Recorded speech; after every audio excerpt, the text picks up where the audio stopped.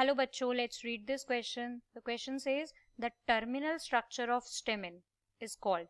So stamen का terminal structure क्या कहलाता है? Pollen, filament, anther, all of these. तो चलिए आ जाते हैं इस क्वेश्चन के की कॉन्सेप्ट पर. तो की कॉन्सेप्ट यहाँ पर क्या है? Parts of the flower, right. तो फ्लावर के पार्ट से यहाँ पर क्वेश्चन आया है. तो देखो यहाँ पर हमें करना होगा स्टेमेन का डायग्राम ड्रॉ, राइट. तो स्टेमेन कुछ इस तरह का होता है.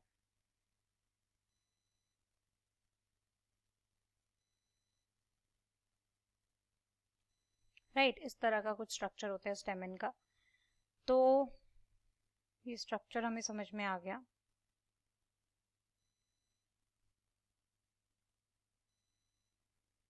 अब ध्यान से देखेंगे, ये बेसिकली बायलोब्ड होता है.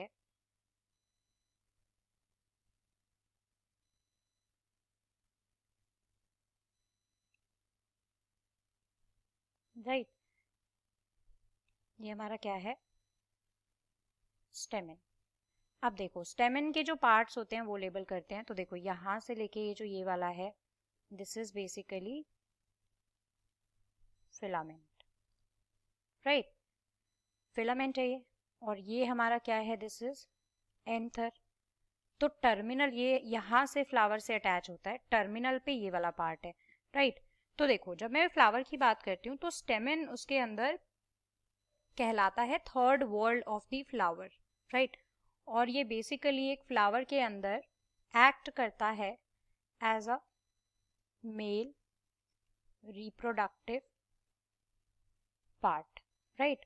Mail reproductive part.